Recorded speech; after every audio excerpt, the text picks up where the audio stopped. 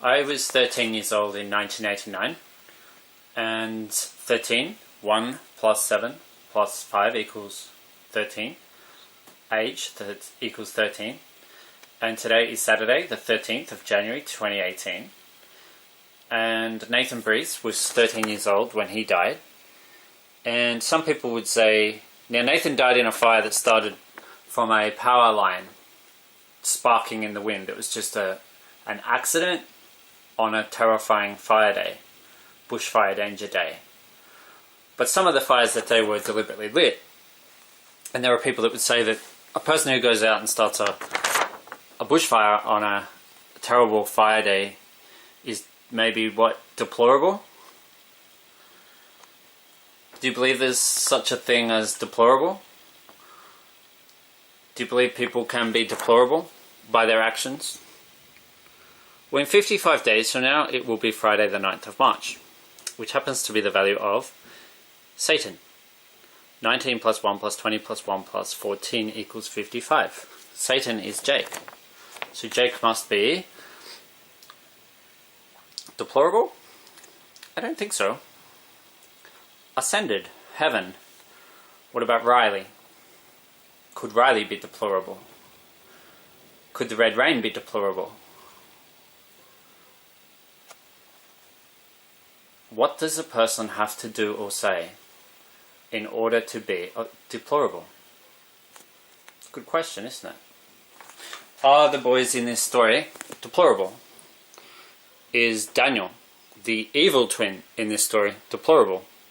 Or is he a good person? I don't know. Can you do bad things, evil things, cruel things,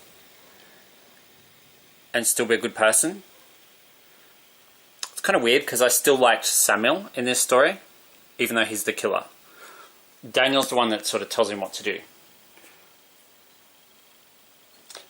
But maybe even Daniel is angelic and good. Because if there's no such thing as deplorable, then there's no such thing as deplorable. I'm running to be president of all Americans. That's everybody. And whether you vote for me or you don't vote for me, I really want to be your greatest champion, and I will be your champion, whether you vote for me or not. My opponent calls those who don't support her deplorables. You've been hearing that. Deplorables. You're not deplorable. Oh, no way. Not this group. That was in front of a group of American Haitians, 4 Haitians. When he talks about authenticity, and we're talking about his swearing and authenticity, that shows that he's not always authentic. Well, I have seen speeches by him, and either he's a really good actor, or I have seen examples from him of showing some decency and humanity. But this discussion about authenticity, I want to hear real authenticity, unfiltered, as Aisha said, and I think it's a good word. In a barroom discussion, we mustn't stop that. On a shock jock radio show, we mustn't stop that. We must have areas in society where we can legally have, as long as there's not incitement to violence, proper muscular discussions where everyone's views can be aired in a relatively civilized way. And sometimes there'll be knockabout, and sometimes there'll be offence. I don't want us to legislate against offence. There will always be decent offence in a vibrant democracy. But you don't want that, almost constantly from the Oval Office, because it just destabilises the greatest democracy on earth, and in turn destabilises the world. There will be people in Africa who, I hope not, will be incited to violence because of this. But also, people speaking for African Americans, Aisha, Abbey saying he's just ignorant. Didn't African Americans build this country? Aditya saying the good, decent people in America need a strong voice soon, or else risk alienating more people around the world. I think one of the things that I feel so sort of sad about this whole thing is, you're right, he's destabilising democracy. He's actually demeaned the office of the President of the United States of America. Every week, nearly every day. I'm not a huge kind of slavish lover of the United States, but that is a job which we need to, that's an important job in the world. And he demeans it on an hour by hour basis. Just one other thing I want to say is, my goodness, as a person of colour, we have fought so hard to change the language about this type of thing, calling, whether it's India from where I'm from or Africa a shithole or all these kind of things, the language about how you would describe black or Asian people or Muslim people or people of colour. I think collectively as Western society, we've worked so hard to advance that. And he, in the space of a year, it's like he's turned the clock back in terms of using language that is so I just want to bring ugly. you this from Leon. Leon's in South Africa. Trump is not a racist. Trump is a realist. Well, what does that even mean? I mean, look, I love the United States. I've been there 20, 30 times. I've been to probably 40 of the 50 states. And I'm a great defender of the United States. I can't stand the anti-Americanism that permeates our society in Britain and in Europe.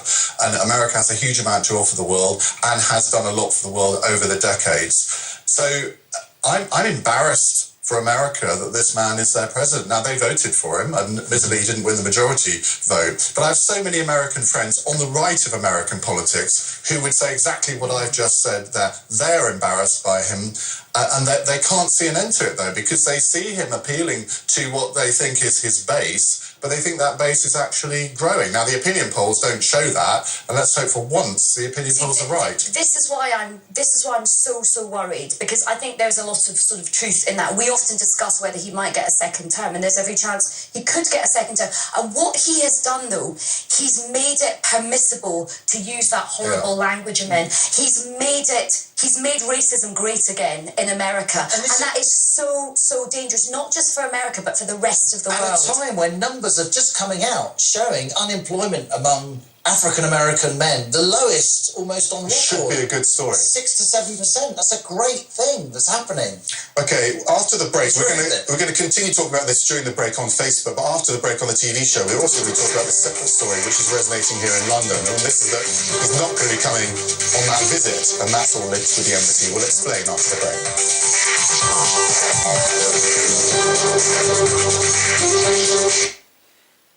It's alright, there's no such thing as deplorable. You can do what you want, and you can still be an angel, even if you do horrible things. You can be still an angel of God. So don't worry, it's all good, it's all fine.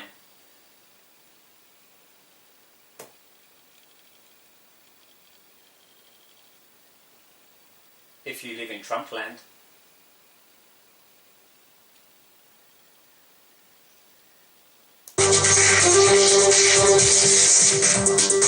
So we're obviously talking about President Trump's slur against Africa and Haiti that came out last night. It's caused a huge debate. We're getting so many comments coming from Africa. Mandy saying, well done, Trump, for uniting the world against you. I love my African country. Huge amount of defence, obviously, in Africa. They're seeing this as a big slur against them, but we've been talking as well about how this may appeal to his base back in the United States. A separate story today comes from this tweet from last night from Donald Trump, and this is it, and it refers to the London embassy. A reason I cancelled my trip to London is that I am not a big fan of the Obama administration, having sold perhaps the best located and finest embassy in London for peanuts, only to build a new one in an off location for $1.2 billion. Bad deal. Wanted me to cut ribbon? No. You broadcast to Londoners all the time. Put this into context for us. Well, there's so much wrong in this tweet. The decision was made under the George W. Bush administration. It was implemented by the Obama administration. It was relatively cost neutral, as I understand it. The site was not owned by America. I think it's one of the few embassy sites in the world that wasn't. It's owned by the Duke of Westminster. I think it's now been leased to the Qataris. He says it was one of the finest embassies in London. Hideous building. Anybody that's ever seen it or been into it will know what a hideous building it is, and hopefully it'll be demolished and replaced by something better. So there are all sorts of things wrong with this. The fact of the matter is he doesn't want to come because he knows that there'll be huge demonstrations against him. And I think Theresa May, the British Prime Minister, this morning will be heaving a huge sigh of relief. Let's look at the hideous building that Ian is talking about. This is the old embassy. It is in literally the most prestigious quarter, isn't it? Yeah, Grosvenor Square. Sorry, it's behind us. If people have played Monopoly, it's Mayfair on the top. This is it. And then they're actually moving south of the river to this new building, which is worth I mean, they spent $1 billion on it. It's got all the security you can imagine. And it's right next to the British security services. So in that sense, it's well located. That part of London, it's very much where London's going. And it's got a moat, the first moat in London for 500 years. And I think Ian's right. The Prime Minister of the UK, Theresa May, will be relieved that he's not coming. Myself and I think Ian in the past, we've often said we think he should come to London. And we've got no problem with that because it's all about the holder of the office of our main ally coming to London. Honour the office, honour the President of the United States. It becomes increasingly difficult for someone like me to take that position when Trump keeps saying things that are overtly so offensive, like he did relating to Africa. We're going to go back to Africa because so many of the comments are about that.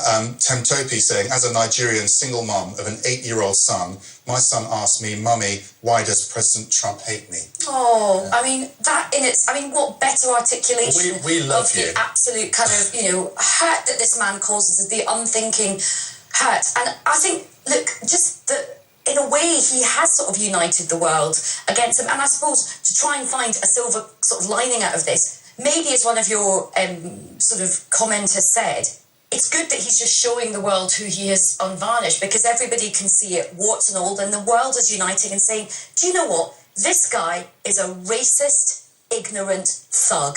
And the whole world is uniting to say, do you know what? We absolutely reject you. We reject your politics of division, ignorance and hate. And going back to the London thing, I was, somebody who would have been out on the streets sort of protesting. Now, sometimes commentators like us, myself included, can be very sceptical about signing petitions and getting ready for marches. I mean, sometimes you get march fatigue. There's so much marches going on in this country. But actually, this was an occasion where people power actually rose up. And it was very clear that the weight of absolute disgust from the British public about this man coming over, and we were going to be vocal, we were going to be on the streets. I have friends, from Scotland to sort of Wales who are all going to come down and make their voices clear. So in a way, I feel quite proud that actually British democracy, people making their voices heard, it's got to him, it's got under his skin, and he's cancelled his Whilst trip. we've been on air, Ian, Chuka Umunna has tweeted, he's a well-known Labour MP, isn't he, Member of Parliament in this country, in response to Donald Trump and the visit to London. Now, the reason is that we Brits aren't terribly welcoming of racists, misogynists and Islamophobes who promote hatred in our country. We've heard some very strong comments as well from the London mayor. People in London, am I right in saying, were holding back a bit on their judgments of Donald Trump, but now it all seems to be falling apart, that solidarity. I kind of sympathise with Liam's position here because I've argued consistently that it is the President of the United States. Just because we don't happen to like him, that doesn't mean to say he shouldn't come to this country. But like Liam, that there is part of me that is sort of secretly quite pleased that he's not coming. He's been to France, he's been to Germany, he's been to Poland. What does it say? That he's not welcome in Britain? It says that the British people have got fantastic values and we're not going to have a racist and a Nazi come to this country. Politically, this is a problem for Britain because we do want a free trade agreement with America. And if he takes against us in the same way that he's taken against Africa and Haiti, that is a problem for this country. The Daily Mail today was actually talking about those other visits he's made, and he isn't doing one to the UK, and their interpretation is this is an insult to the UK. Well, people, there will be divisions if he doesn't come. It's worth saying that Chuka Umunna's father is Nigerian, so he's definitely, got a dog in this fight, if you like, will feel extremely aggrieved by this. And understandably, I don't agree with Chuka Umunna about much, but all power to him for that tweet. That's a fantastic tweet. And this is our biggest ally. This is our biggest ally in intelligence. It's even before we've done a free trade deal, just to be a bit pecuniary about it, it is the largest single country destination for our exports. The world needs Britain and America standing side by side, sharing their intelligence. They're the two greatest intelligence community powers in the Western world. At this time of heightened terrorist danger, it's not good if we're not collaborating fully, diplomatically and politically. And what he's just said stops that from happening. But one of the things, just to sort of move on from that, I mean, all of that is true economically, politically, intelligence-wise. We've got to be close to America. But I think in a way, his comments, and in normal circumstances, everybody would say, you should come over, the office, but it feels like he, day by day, just keeps crossing more and more and more lines. And there comes a point as a group of people, as a society, sometimes people say there is no such thing as society, but I think there is in Britain. And our values are really, really strong. And it actually lifts my heart to sort of think the British people are saying, you know what, we get all the stuff about the economy, but our values matter, and decency and kind of humanity matters to Well, us. Jane is just saying, I love Donald Trump, I'm British, and I'm devastated he's not coming over. That's That is a very minority view. I do agree with a lot of what you've said, but we do surely have to be consistent here. There are so many world leaders that we find disgraceful, disgusting, we hate their views and all the rest of it, but we do welcome them to this country because that's what diplomacy and politics is all about. We have to have relationships with individuals and regimes that we don't like, and I do think that there is a slight inconsistency here when we can welcome President Xi to this country, who leads a regime that is brutal to his people. Putin, okay, we have a very different relationship there, whose regime goes around murdering journalists and all the rest of it. It's quite difficult to be consistent, isn't I agree, it? the consistency thing is difficult. I feel really uncomfortable with President Xi, also the Saudis, we kind of bend over sort of, but when he every day makes it harder and harder. I'm not disagreeing with you. We're going to leave it there because we do have to finish the show. But Paul is saying a distraction from the Russia investigation, all of this. Hello from this shithole country, South Africa, says Alison. Lovely people and the land of Nelson Mandela. We try hard to be better. And Mango Groove, Thank you for watching. my favourite pop group.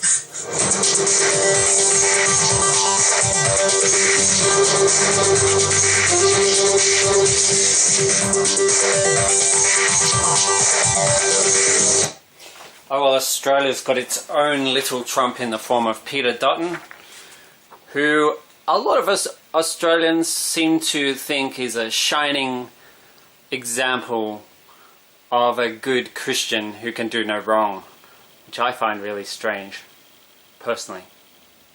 But then again, I guess some people would see the twins in this story as shining examples of good angels that can do no wrong.